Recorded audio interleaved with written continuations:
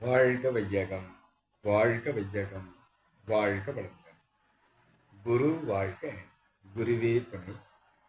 அருள்நிதி பேராசிரியர் அன்பழகன் திருவண்ணாமலை அனைத்து அன்புள்ளங்களுக்கும் வாழ்க வளமுடன்.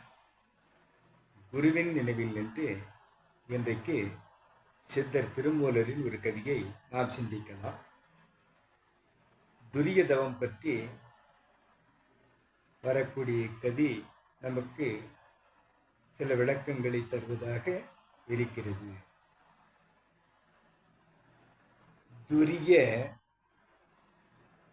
துரியம் இருப்பதும் சாக்கரத்துள்ளே, துரியம் இருப்பதும் சாக்கரத்துக்குள்ளே, நரிகள் 14 நஞ்சுண்டு செத்தன, பரிய புரவிகள் பரவி பறந்தன, துரியம் இருந்திட சொல்ல வண்ணாதே. வாழ்க வளமுடன். துரியம் இருப்பதும் சாக்கரத்துக்குள்ளே, இந்த அகத்தவம் என்று சொல்லக்கூடிய இந்த உடலுக்குள்ளே உச்சி பகுதியில் நாம் நினைவு செலுத்தி கவனிக்கிறோம். அவ்வாறு கவனிக்கும் போது நரிகள் 14 நஞ்சுண்டு செத்தன. நரிகள் 14, கர்மேந்திரியம் 5, ஞானேந்திரியம் 5, அகக்கலன்கள் 4 ஆக இந்த 14 இயக்கமற்று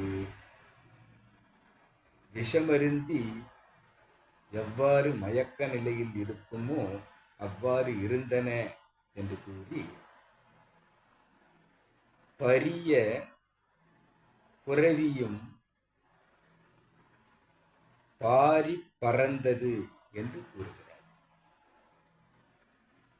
பரிய புரவியாக குதிரை வேகத்தில் இவ்வியக்கங்கள் நம்மை இயக்கி தாக்கிக் கொண்டிருந்தது அத்தனையும் பறந்து வெளியே சென்று விட்டது. எந்த இயக்கமும் இயங்கவில்லை.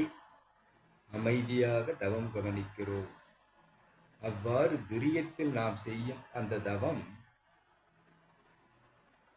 எவ்வாறு இருக்கிறது என்று சொன்னார். துரியம் இருந்திடல் சொல்ல ஒண்ணாதே என்று கூறுகிறார்.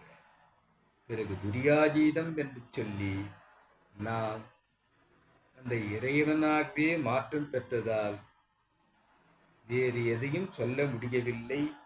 இறை தன்மையாகவே நாமே மாறிவிட்டதால் அது இறப்பு நிலையாகவும் இருப்பு நிலையாகவும் அசைவற்றதாகவும் இருப்பதால், அவ்வாறு நாம் மாறிவிட்டதால் அதை சொல்லி விளக்க முடியாது.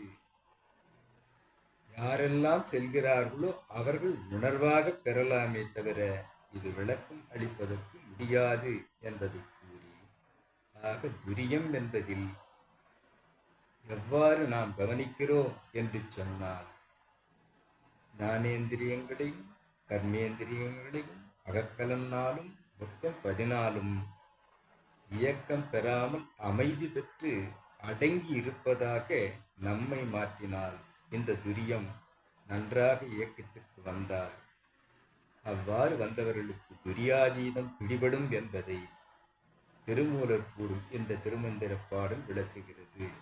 ஆக குரு கூறும் அந்த வேதாத்திரி மகரிஷி கூறும் அந்த நிலையையும் நாம் சிந்திக்கலாம். துரியத்தில் யாரெல்லாம் நீடித்து நிலைத்து தவம் இயற்றுகிறீர்களோ அவர்களுக்கு துரியாதீதம் பிடிபடும் என்று சொல்லும் அளவில் திருமந்திரம் கூறியிருக்கக்கூடிய இந்த சிந்தனையை நாம் இன்றைக்கு சிந்திக்கலாம். அனைத்து அன்புள்ளங்களுக்கும் வாழ்க வளமுடன் என வாழ்த்தி நன்றி பாராட்டுகிறேன். திருமூலருக்கும்